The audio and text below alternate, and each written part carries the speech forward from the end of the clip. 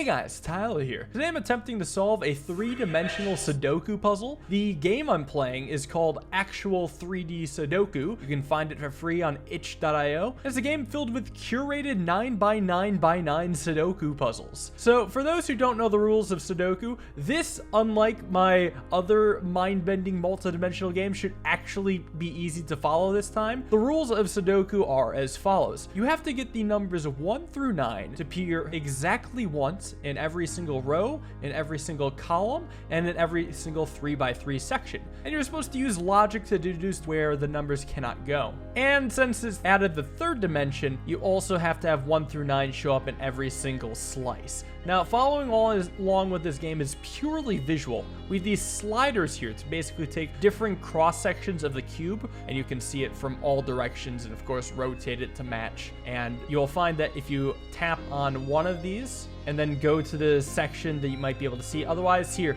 this is the exact same cell that I highlighted before. I'm not that great at Sudoku, so this is going to be a hell of a trip. Start the timer now. So I do have a strategy going into this. I'm going to try to deduce where numbers are that only have two possibilities for where to go. One example is for the 5th row here. Where in this row can a 1 go? Well, a 1 could go here. It can also go here. It cannot go here because this 1 already negates it. So I'm just gathering clues to begin with, and hopefully I'll find some logic along the way. These 6s mean that exactly one of these two within the 3x3 must be a 6. I'm not going to go that slow for every single clue. I'm just kind of pointing out the logic. And you can do the same with 9s. 9 cannot show up in any of these spots in the bottom 3x3, so it must be in one of these two. And that's all, so to the next slice. A lot more numbers here. Well, in the bottom left 3x3, one of these two must be a 1. And in the top right 3x3, one of these two must be a 1. Very nice. Oh, I think I actually get to finally place my first number. Look at the top left 3x3. Where in this 3x3 can a 9 show up? Well, certainly not in this row, thanks to this 9. Certainly not in this column, thanks to this 9, leaving exactly one spot for a 9, completing my first number. Wonderful. I also saw that in the bottom 3x3, there's only 1 or 2 potential spots for a 9 to show up, so I'll mark them. And if you're wondering exactly why I'm only marking spots where a number has 2 possibilities to go, that's because if I'm able to eliminate one of those 2 spots in a future clue, then I'll have a guaranteed spot for a number. What else is there? Well, based off the 1s, the bottom 3x3 has only 2 spots for a 1. And this also has 2 spots for a 1. Ah, another spot for a 9. In the middle 3x3, there's only 1 spot where a 9 can go. That's nice. I also should pay attention to these rows that have 6 numbers in them. There's only 3 spots left. And one of the numbers is a 6. Now a 6 can't go in this cell, because there's already one in the 3x3. And it can't go in this cell, because there's already one in the column, meaning there must be a 6 in the remaining cell. So now I've got 2 cells, and I'm missing a 3 and a 5, so I can actually mark that as a double. No other numbers could possibly go in there. We could look at this column, because it has 5 numbers. And if you think about the 3, where could the 3 go in the column? Certainly not these two, thanks to this 3. Must be one of the top 2. And the inverse can be done with the number 2. Must go in one of the bottom 2 parts of the column. And then I'll move on. Oh, this is an interesting looking pattern. Well, in this 3x3, there's only 2 spots a 3 can go. And in this 3x3, there's only 2 spots a 4 can go. In this 3x3, there's only 2 spots a 4 can go. But what's interesting, actually, is I could look at this 3x3. Where can the 4 go within this 3x3? Well, it can't be this column, thanks to the 4 up here. And these 3 are all in the same column. There must be a 4 in this column, which means there cannot be a 4 in this column. Otherwise, it would overrule all of them. So I can eliminate this and put a 4 right here. I can actually do exactly the same thing on the opposite side. There must be a 4 in one of these 3, therefore no 4 here, and yes, 4 here. Can I do that with any of the other numbers? Somewhat meaningfully, yes. With these 2s, you have to think about the fact that there must be a 2 in one of these 3, which means that I can't have a 2 in anywhere except for one of these 2. One of these 3 will roll out this row, and this 2 rolls out this column, so there's a 2 in one of those. Seems like I can do a little bit with 5s. One of these 2 must be a 5. The 9s force one of these 2 to be a 9. And then I'll leave it be. I may miss some visual clues from now and then. There's so much to look at, so I wouldn't be surprised if I often miss an obvious clue. But the thing is, I'll always come back to it, and it'll be done in the long run. It's just a simple ploy to unintentionally farm YouTube comments, of course. First thing I want to draw attention to is the fact that I have a few other rows with 6 numbers in it. I could have 1, 2, 4 in each of these, and actually the only spot where 2 can go is right here. So now I have a 1, 4 pair. And then the same happens with this row. I have 3, 7, and 9. Now, the only number that can be affected is the 3, placing it in one of these 2 cells. The 5 has to be in the dead center. It can go nowhere else in the 3x3. I can get a couple spots where there's only one of 2 8s, and that would be these spots. And I want to also look at this column just to see if there's anything I can rule out.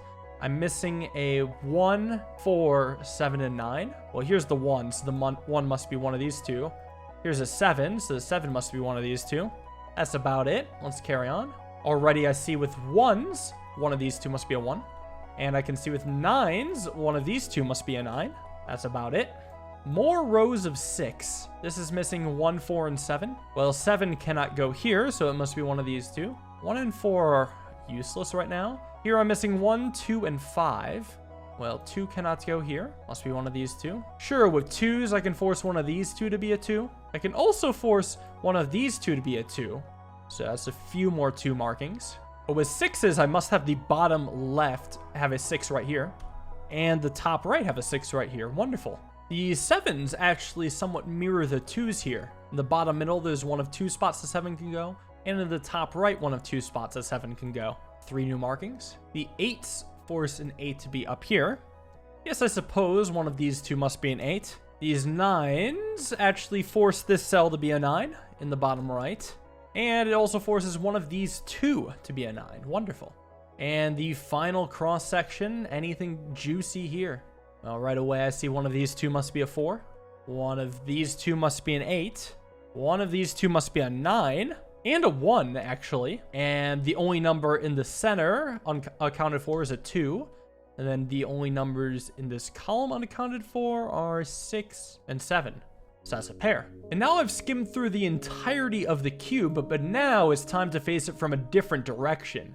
Because there's different things of logic I can get if I approach it looking at it this way. You can actually see some of the numbers are already filled out. That will help me with later, I'm sure. Right now, there's actually no additional clues in here, but I can make my own. First thing I see is the row that's missing 3.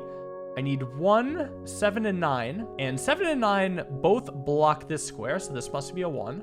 And 9 blocks this square, so it must be a 7 and a 9. My first completed row. What about this row? I'm missing a 3, 5, and 6. Well, 6 cannot be the rightmost one. And that's all I can do, but I have a 3x3 that's missing 3 numbers, a 5, 8, and 9. I know that a 9 must be one of these 2. I know an 8 must be one of these 2. I know that in the bottom left, the 7 has only 1 possibility.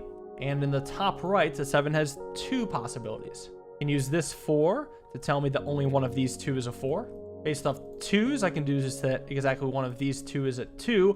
I now have a 2-7 pair in the top right. Those can be greatly powerful later. My 4 forces one of these 2 to be a 4, which actually acts as a battering ram for this section. Where out of these 5 cells can a 4 go? Well, it can't be in the top row, since we know a 4 has to be one of these 2. It can't be the bottom row, thanks to this 4. And it can't be the middle, thanks to this 4. Leaving 1 cell left to be a 4. Wonderful. On to the next slice. Let's see, can I do any interesting logic yet? Yes, I can. This 9 will outlaw this from being a 9, which means the other 9 must be a 9, and I can verify that it's the same 9 that was in fact a 1 out of 2, just making sure there wasn't any weird overlap. Yeah, that made the 9 show up.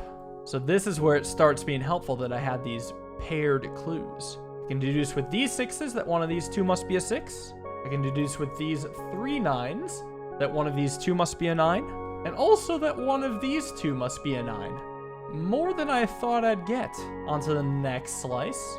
Unbelievable. There's nothing. Not even any other pity numbers I can fill in. Surely this will be more help. Yeah, I can input one of these 2 being a 3. That's not nothing. I can input one of these 2 being a 5. And one of these 2 being a 5. Again, not nothing. This row is missing a 1, 4, and 7. At least there's a 4 here to narrow it down to 2 spots. How about these columns with 6? I'm missing 2, 3, 5. and 4. Oh, this 5 can actually get rid of the 5 that's here. Awesome. So this was not a 5. And what I'm going to do is go back to that slice and find what the other 5 was. Oh, it was a 3-5 pair in this row. Wonderful. Forcing this to be a 3, this to be a 5, and now a lot of consequences to fall. This is not a 3. And, well, maybe there's no more. Here, at least I could just start deducing again to make me feel better about myself. Oh, this 7 can rule out this 7. There we go. So I can unmark you and see what the other 7 was. I believe it was in this row. So you're a 7, and now I have a pair. Is this a 1-4 pair? That it is. Could prove to be mighty powerful later. For now, I observe. Well, actually, the 1-4 pair already can be eliminated by this 1. So this is not a 1. It's a 4. Well, it might be a different 1-4 pair, though. I got to be careful I get this right. So I have to mark this as a 4, and this is a 1. And the reason I have to be careful is because notice how this still says 1-4? That was a different 1-4 pair from this. There were multiple 1-4 pairs. They were just at different parts of the cube. So I have to be sure not to mess it up. But this here is not a 4. And I'm going to track that down to see what 4 I actually get rid of. Ah, it's this 1-4 pair. So you are a 4. You are a 1. And then none of these are 1s. Actually, this, I think, was from something different, wasn't it? Let's go back to this real quick. Yeah, it was from a 1 pair at the top?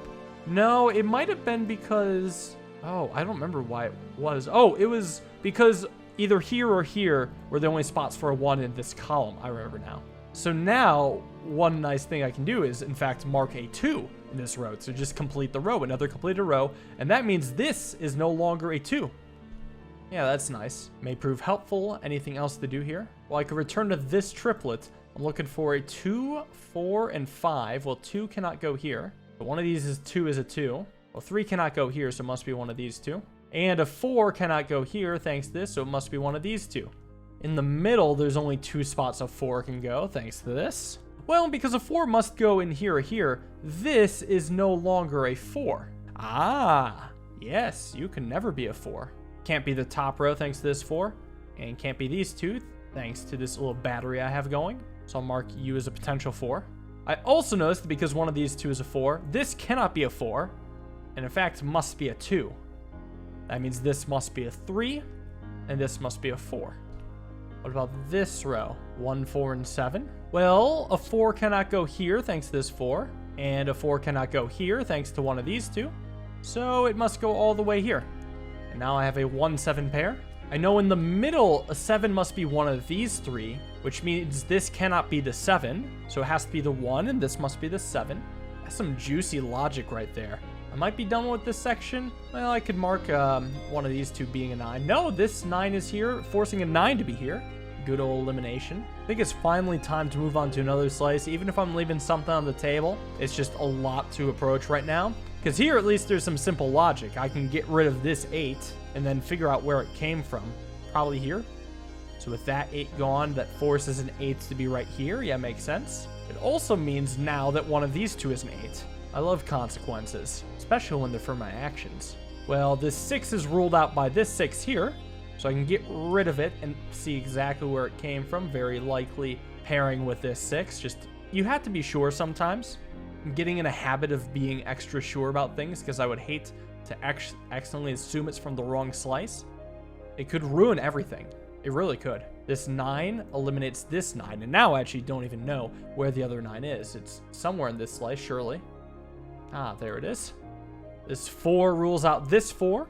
It very likely means that this is a 4. I think it'll actually be just a lot more important to examine the slices once I've worked with all 3 directions. I'm just kind of getting into good practice.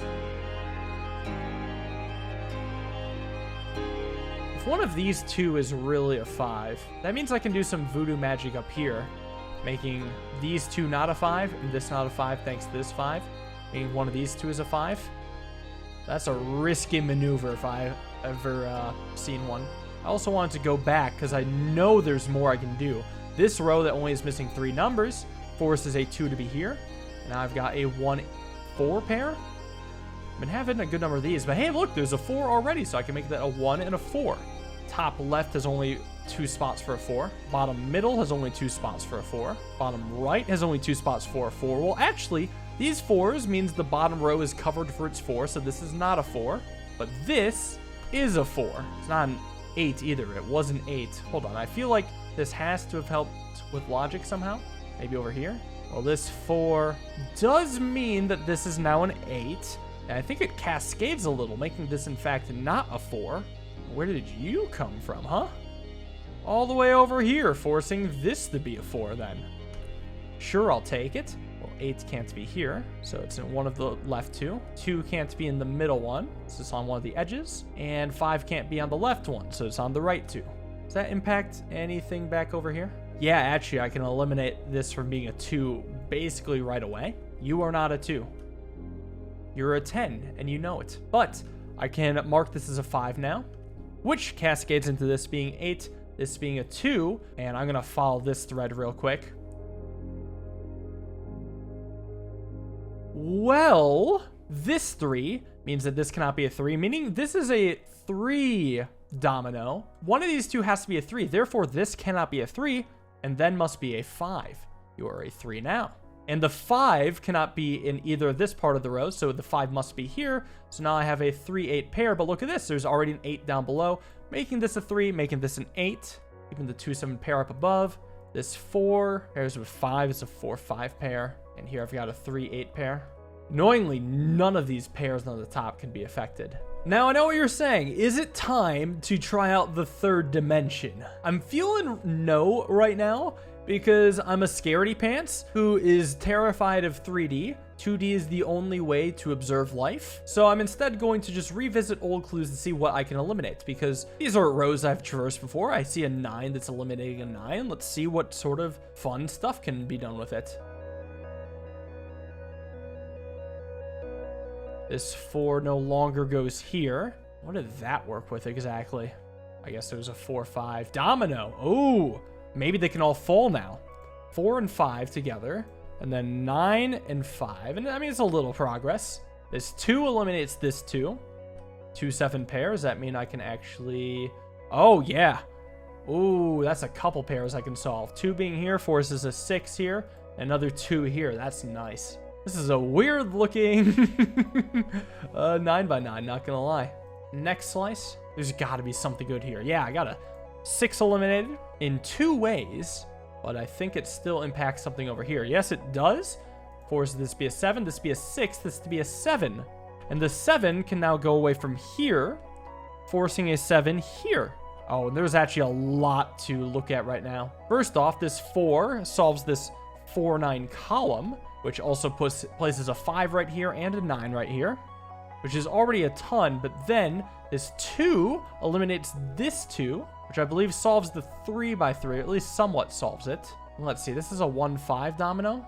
I'll tell you what, a 5 has to be here or here, so a 5 is already actually also taken care of because of this. So here I've got a 1, here I've got a 5. This is a 6, which is fine. Nothing's messed up. It feels like I've been doing a ton, though. I do have a 1-9 or 1-7 domino here. I am forcing a 6 right here. So then this becomes a 3-5. I know one of these two must be a 3, thanks to the help of you. Each of these could be a 3. This row is a 3-5-7 triplet. Well, it can't be here due to this 5, and it can't be here due to this 5. So a 5 has to show up here, forcing a 3 here, meaning this is not a 3, forcing a 3 here. This places a 7 in this row. The 4 can now couple with the other number, the 7. And this box is missing 1, 4, 5, 8. Well, 5 has only one spot to go. 1, 4, 8. Well, one of these two is a 4, and one of these two is an 8, and a 1 can go anywhere. Damn, that filled up quick. It all started from here, I believe.